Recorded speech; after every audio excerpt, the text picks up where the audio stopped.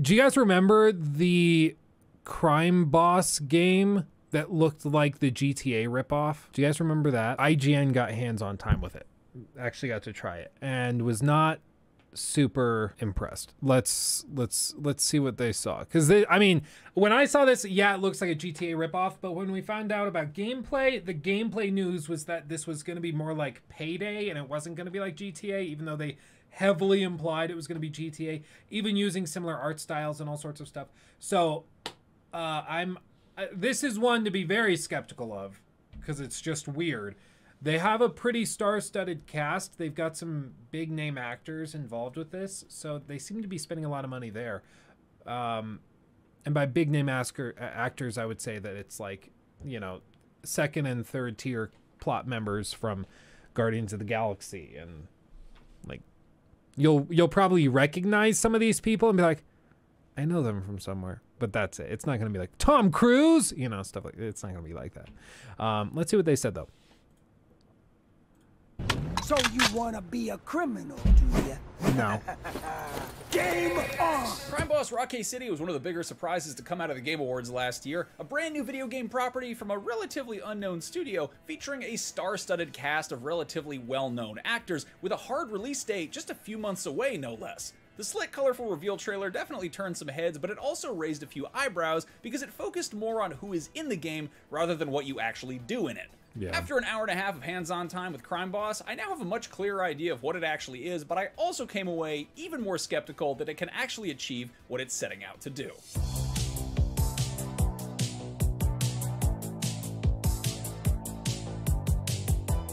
Crime Boss is fundamentally a first-person shooter, but it aspires to be an organized crime game, meaning that stealth, strategy, and careful preparation will likely yield more favorable results than going in guns blazing. The obvious comparison to make is to Payday, the co-op bank heist series, but my time with it felt much more like Left 4 Dead. 3 modes will be included at launch. There's Baker's Battle, the single-player campaign where players take control of Michael Madsen's character Travis Baker and help him become the titular crime boss of the eponymous Rockay City.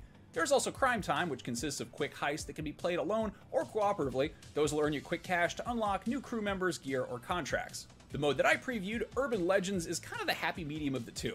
Much like Left 4 Dead, these 6 mini-campaigns consist of several unique missions interspersed with cutscenes to tell a loose story. Up to 4 players can play cooperatively, with bots available to pick up the slack. Unlike Left 4 Dead's lean arcade-like roster, Rockay City has players picking their character from a sizable rogues gallery of royalty-free goons, henchmen, crooks, ne'er-do-wells, rogues, and so on. In other modes, these crew members have to be unlocked with money earned on previous jobs, but in Urban Legends, each job has a specific set of characters to choose from.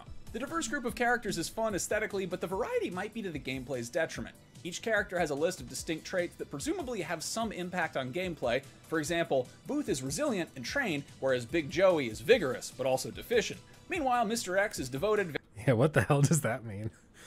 I was gonna take Dave on this mission, but he's not devoted. Thankfully he's not tearful.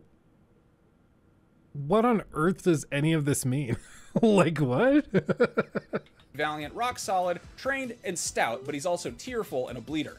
Did you get all of that? Okay, now imagine that you're parsing all that information while your 3 squad mates are waiting for you to ready up so you can just go steal some cocaine already. Each character also has a loadout consisting of 2 weapons and a special item. There's something extremely funny to me about a cold-blooded hitman rolling up to a job in his black shark skin suit, strapped with a Steyr AUG and a gold-plated Desert Eagle, but also 8, count 'em, 8, small rocks which he can throw as distractions. Did he bring the rocks from home, or did he like pick them up in the... You're driving to the bank heist. You've got your shotgun, you got your Desert Eagle in your pocket. You're like, okay, let's... Damn it, I forgot the rocks. We're screwed, dude. Oh, no. Parking lot? Anyway, other characters seem woefully underprepared, only packing a sidearm and a melee weapon. And only 3 rocks. A knife to a gunfight, or maybe a bat? Up to you. After all that emphasis on this being a game about stealth and strategy and not going in guns blazing, the first mission that we played had us shooting up a rival gang's party to send a message to its ringleader, played by Vanilla Ice. It's possible this mission could have been handled stealthily with lethal precision, but that wasn't really the case of our squad of 3 first-time players and a PR guy who'd probably played this mission 20 times that very day. It devolved into a hectic firefight in a matter of seconds.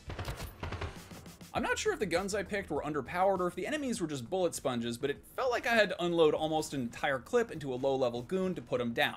We eventually went up against a higher ranking member of the gang who had the beefy health bar of a boss but behaved just like a regular enemy, so it was a little bit comical and kind of mean to see 4 of us pumping bullets into him while he crouched in a corner behind a desk. A few missions later, I picked a shotgun loadout, which was able to one-shot most enemies, including some of the more heavily armored ones, so I'm inclined to think that maybe there are some balancing issues. That, or Vanilla Ice's henchmen, are high on that PCP.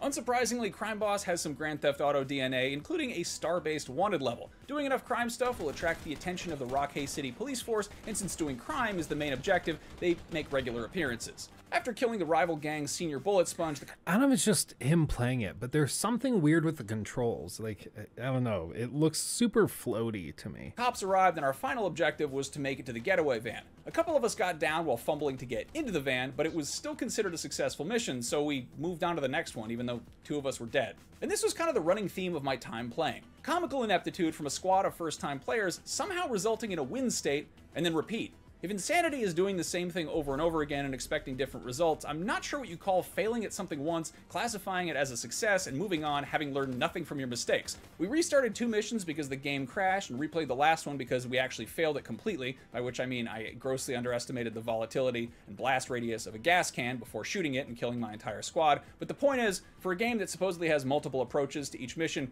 I only really got to see each of them once. Other missions had more varied objectives and seemed to have a wider margin of opportunity to take different approaches. Several of them had us entering restricted areas to steal drugs, and in some cases the optional objective was to remain undetected the whole time. So it's possible to do some careful recon, take out some enemies silently, and then get out with minimal fuss, but it takes more practice than I was able to get during this hour-and-a-half long preview event. It also doesn't help that all enemies are immediately on high alert the second that one of them spots you. A few missions are actually designed to go sideways. On the character select screen, one mission had the suspiciously simple objective of completing a drug deal. But the drug deal, of course, goes bad no matter what the players do, and the mission is basically run and gun from the start.